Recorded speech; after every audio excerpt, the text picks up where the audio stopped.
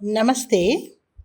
दक्षिण भारत हिंदी प्रचार सभा की मध्यमा पाठ्य पुस्तक भाग 1 பகுதி 1 பத்ய கவிதைகள் பத்ய संख्या 4 கவிதை எண் 4 पृष्ठ संख्या பக்கம் எண் 15 कविता का शीर्षक है கவிதையின் தலைப்பு शीर्षक என்றால் தலைப்பு कविता का शीर्षक है कविதையின் தலைப்பு இந்திரதனுஷ் இந்திரதனுஷ் இந்திரதனுஷ் என்பதை தமிழில் வானவில் என்போம்.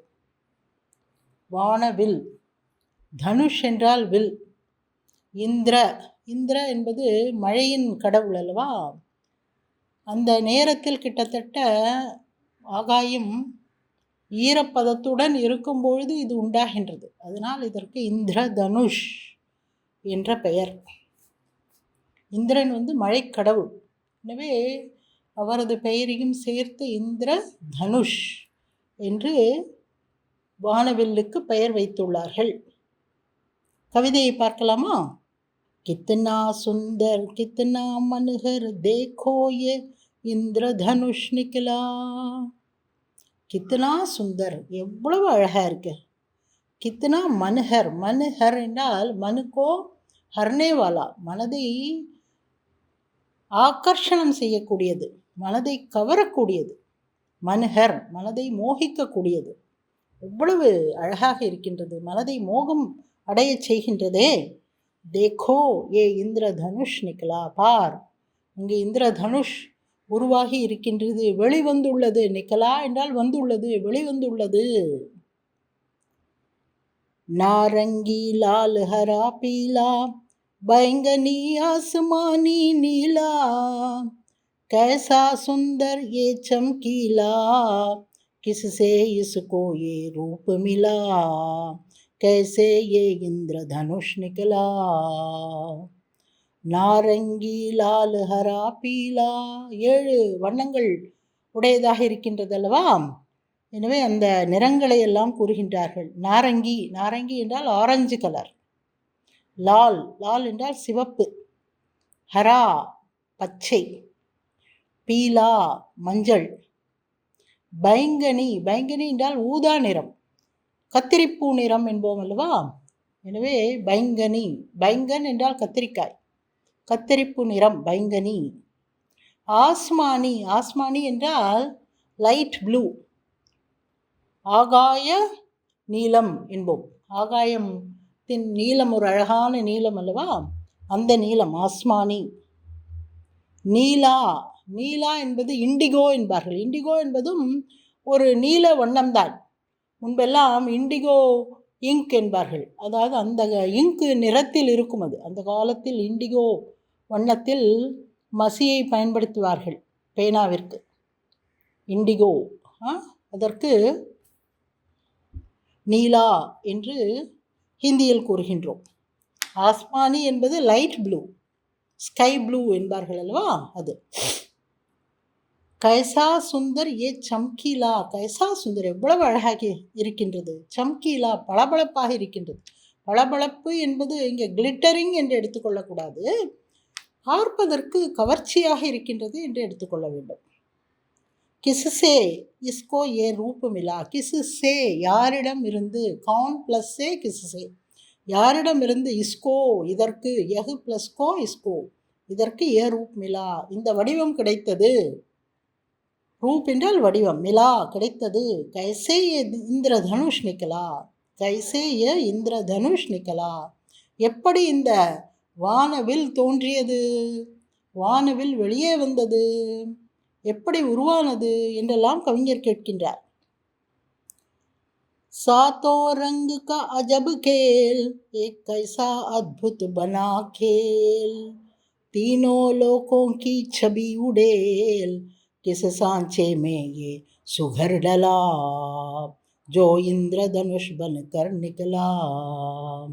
सातों रंगों का अजब खेल, 7 நிறங்களிலும் 7 நிறங்களின் அழகான விளையாட்டு. அஜப் என்றால் அஜீப் என்று இந்தியில் சொல்வோம். அஜீப் என்றால் புதுமையாக இருக்கின்றது. சம்திங் டிஃப்ரெண்ட், இதுவரையில் காணாத ஒன்றாக இருக்கின்றது, அதிசயமாக இருக்கின்றது என்றெல்லாம் கூறுவதற்கு அஜப் என்ற வார்த்தையை பயன்படுத்துவதுண்டு. சாத்தோ ரங்கோங்கா அஜப் கேல், 7 நிறங்களின் இது அழகான விளையாட்டு, அற்புதமான விளையாட்டு, முன்பின் பார்த்தறியாத விளையாட்டு. கைசா அத்புத் பனா கேல், எப்படி இப்படி ஒரு அற்புதமான விளையாட்டு உருவானது? கைசா என்றால் எப்படி, அத்புத் பனா கேல், எப்படி இப்படி அழகான விளையாட்டு உருவானது. விளையாட்டு என்று ஏன் கூறுகிறார்கள் என்றால், தோன்றுகின்றது சட்டென்று மறைந்து விடுகின்றது, விளையாட்டு போல மறைந்து விடுகின்றது, அதனால் இதை விளையாட்டு என்று கவிஞர் கூறுகின்றார். தீனோ லோகோங்கோ சவி உடேல், 3 உலகத்தினும் அழகையும் கவிழ்த்து வைத்தார் போல. சவி என்றால் முகம் என்ற ஒரு அர்த்தம் உள்ளது, மற்றொன்று உருவம் என்ற அர்த்தமும் உள்ளது. 3 உலகத்தின் உருவத்தையும் உடேல், உடேல் என்றால் கவிழ்த்து வைப்பதை போல, கவிழ்த்ததை போல. கிஸ் சாஞ்சேமே ஏ சுகர் டலா, சாஞ்சா என்றால் அச்சு, இந்த பிள்ளையார் சதுர்த்திக்கெல்லாம் அச்சில் போட்டு வார்ப்பார்கள் அல்லவா, அதற்கு பேர் ஹிந்தியில் சாஞ்சே என்று சொல்வது.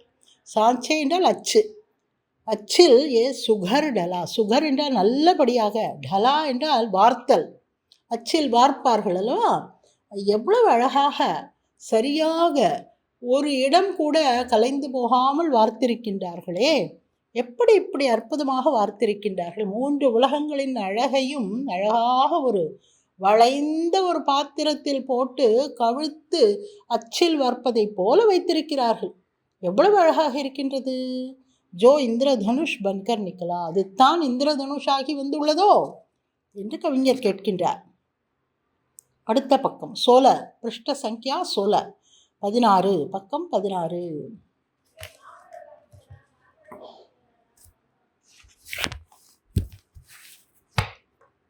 ये कहाँ अभी तक लुप्त रहा, दिन उगने पर भी सुप्त रहा, किस अंधकार में गुप्त रहा, फिर प्रकट हुआ दिन जहाँ ढला, क्षण में बन इंद्रधनुष निकला. ये कहाँ अभी तक लुप्त रहा, இங்கே வார்த்தைகளுடன் எப்படி விளையாடுகின்றார் பாருங்கள். லுப்த, சுப்த, குப்த. ஏ கஹா அபி தக் லுப்த, லுப்த என்றால் மறைந்திருத்தல், கண்ணுக்கு தெரியாமல் மறைந்திருத்தல். லுப்தரஹா, இதுவரையில் மறைந்து எங்கு இருந்தது, இது திடீர் என்று தோன்றி இருக்கின்றது. கஹா எங்கு, அபி தக் இதுவரையில் மறைந்திருந்தது. தின் உகுனே பர்பி சுப்தரஹா, தின் உகுனா என்றால் தினம் எழுந்த பிறகு கூட, அதாவது காலை வெளிச்சம் வந்த பிறகு கூட, சுப்தரஹா தூங்கி கொண்டிருந்தது. சுப்த என்றால் தூங்கும் நிலையை சுப்த என்று கூறுவார்கள். சுப்திரஹா, இது எங்கு தூங்கி கொண்டு இருந்தது. தினம் வந்த பிறகு கூட, வெளிச்சம் வந்த பிறகு கூட, சூரியன் வந்த பிறகு கூட எங்கு தூங்கி கொண்டிருந்தது அது. கிஸ் அந்தகாரமே குப்தரஹா, எந்த இருட்டில் இது மறைந்திருந்தது. குப்த என்றால் சீக்ரெட் என்ற ஒரு பொருள், ரகசியமாக, எங்கு ரகசியமாக இது ஒளிந்து கொண்டிருந்தது. அந்தகார் என்றால் இருட்டு, எந்த இருட்டில் இது ஒளிந்து கொண்டு இருந்தது. பிர் பிரகட் ஹுவா தின் ஜஹா ढला, நாள் இறங்கும் பொழுது, சூரியன் இறங்கும் பொழுது. ढलना என்றால் இறங்குதல் என்ற ஒரு அர்த்தமும் உண்டு. சென்ற பத்தியில் ढला என்பதற்கு வார்த்தல் என்று பார்த்தோம். இங்கு ढला என்பதற்கு இறங்குதல், அதாவது சூரியன் இறங்குகின்றது என்று கூறுகின்றோம் அல்லவா, அதற்கு ढला என்று கூறுவார்கள். ढलना, தின் ढलता है என்றால் தினம் முடிவடைய போகின்றது, தினம் இறங்குகின்றது, தினம் கழிந்து விட்டது, சூரியன் இறங்கி விட்டது என்றெல்லாம் கூறுகின்றோம் அல்லவா, அதுதான் ஜஹான் ढला. பிர் பிரகட் ஹுவா தின் ஜஹான் ढला, எங்கு நாள் இறங்குகின்றதோ அந்த நேரத்தில் இது தோன்றுகின்றது. அதாவது இந்திரதனுஷ், வானவில் என்பது விடியற் காலையில் தோன்றும், இல்லை என்றால் மாலையில் தோன்றும் அல்லவா. எனவே கவிஞர் அப்படி கூறுகின்றார். நாள் முடிந்த பிறகு தோன்றும் இந்திரதனுஷை பற்றி இங்கு வர்ணித்திருக்கின்றார். அதனால்தான் ஜஹா ढला, தின் ஜஹா ढला என்று கூறுகின்றார். நாள் எப்பொழுது இறங்கிவிட்டதோ அப்பொழுது தோன்றியது. க்ஷணமே பன் இந்திரதனுஷ் நிக்கலா, ஒரே செகண்டில், க்ஷண என்றால் ஒரு நொடி பொழுதில் இந்திரதனுஷாய் வெளிவந்துள்ளது. அடுத்த பத்தியை பார்க்கலாம். धरती को छूता कहीं दूर, ऊपर बादल तक है जरूर, ऐसा बलशाली कौन शूर, जो इससे सकता तीर चला, ऐसा ये इंद्रधनुष निकला. धरती को छूता कहीं दूर, அதாவது பூமியை தொடுவதை போல இருக்கும் அல்லவா இந்திரதனுஷ்.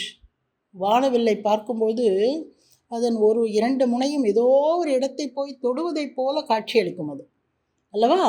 தர்த்திக்கோ சூத்தா, சூத்தா என்றால் தொடுதல். கஹி தூர், எங்கேயோ தொலைவில் பூமியை தொடுகின்றது. ஊப்பர் பாதல் தக் ஹே ஜரூர், மேலே. பாதல் என்றால் மேகங்கள், மேகங்கள் இருக்கும் இடம் வரையில், மேல் வரையில் செல்கின்றது. கீழே பூமியை தொடுவதை போல இருக்கின்றது. எங்கேயோ தூரத்தில் பூமியை தொடுவதை போல தோன்றுகின்றது. பாதல் தக் ஹே ஜரூர், நிச்சயமாக அந்த மேகங்கள் வரையில் இது சென்று இருக்கின்றது மேலே. ஐசா பலசாலி கௌன் ஷூர், ஜோ இஸ்ஸே சக்தா தீர் சலா. இங்கே ஒரு சேலஞ்ச் வைக்கிறார், நமக்கு ஒரு சவால் வைக்கிறார். என்ன சவால்? ஐசா பலசாலி கௌன் ஷூர், அப்படிப்பட்ட சூரன், அதிமகா சூரன், பலசாலி பலம் கொண்டவன் யார் இருக்கின்றார்? அப்படிப்பட்ட பலசாலி சூரன் யார் இருக்கின்றார்? ஜோ இஸ்ஸே சக்தா தீர் சலா, இந்த வில்லை கொண்டு அம்பு விடக்கூடிய அளவிற்கு பலம் கொண்ட சூரன் எங்கே இருக்கின்றான் என்று கவிஞர் கேட்கின்றார். ஜோ எவன், இசுசே இதை கொண்டு, சக்தா தீர்ச்சலா, தீர்ச்சலா சக்தாக என்று சொல்ல வேண்டும். தீர்ச்சலா சக்தாக என்றால் அம்பு விடக்கூடியவன் யார் இருக்கின்றார், எந்த பலசாலி இருக்கின்றார்? இந்த வானவில்லை கொண்டு, இவ்வளோ பெரிய வானவில்லை வைத்துக்கொண்டு அம்பு விடக்கூடிய அளவு பலசாலி யார் இருக்கின்றார் என்று கவிஞர் கேட்கின்றார். ஐசா இந்திரதனுஷ் நிக்கலா, இந்த இந்திரதனுஷை பார்க்கும்போது அப்படி தோன்றுகின்றது கவிஞருக்கு. இந்த வில்லையை வைத்து யாராவது அம்பு விடுவார்களா என்று தோன்றுகின்றது. அதனால் அப்படி கேட்கின்றார். சரியா? இந்த கவிதையை எழுதியவர் ராம்பதி சுக்ல. ராம்பதி சுக்ல மிக அழகாக எழுதியிருக்கின்றார் அல்லவா. நல்ல கவிதை, இந்திரதனுஷை பற்றிய நல்ல கவிதை. உங்கள் குழந்தைகளுக்கெல்லாம் சொல்லிக் கொடுக்கலாம். சரியா? நல்ல கவிதை, படித்து பாருங்கள், பாடி பாருங்கள், நன்றாக இருக்கும். ஷப்தார்த், ஷப்தார்த்த என்றால் வார்த்தைகளின் அர்த்தம், சொற்களின் பொருள். மன்ஹர், மன்ஹர் என்றால் மனோகர், மனதை கவரக்கூடிய. அஜப், அஜப் என்றால் அனூட்டா, முன்பின் பார்த்திராத, புதுமையான, ஆச்சரியப்படத்தகுந்த. சுதர், சுகர், சுகர் என்றால் குஷல், நன்றாக, அழகாக, திறமையுடன் என்பது பொருள். அத்புத், அத்புத் என்றால் அற்புதமான. அனோகா, ஆச்சரியஜனக், ஆச்சரியப்படக்கூடிய. சவி, சவி என்றால் முகம், வடிவம். ரூப், முக். லுப்த், லுப்த் என்றால் காயப், காயப் என்றால் தொலைந்து போகுதல், காணாமல் போகுதல், மறைந்திருத்தல் என்றெல்லாம் கொள்ளலாம். தீர், தீர் என்றால் பான், அதாவது பானம். சுப்த, சுப்த என்றால் சோயாகுவா, தூங்கிக் கொண்டிருத்தல். சரியா? இதை படித்து பாருங்கள். தன்யவாத், நன்றி.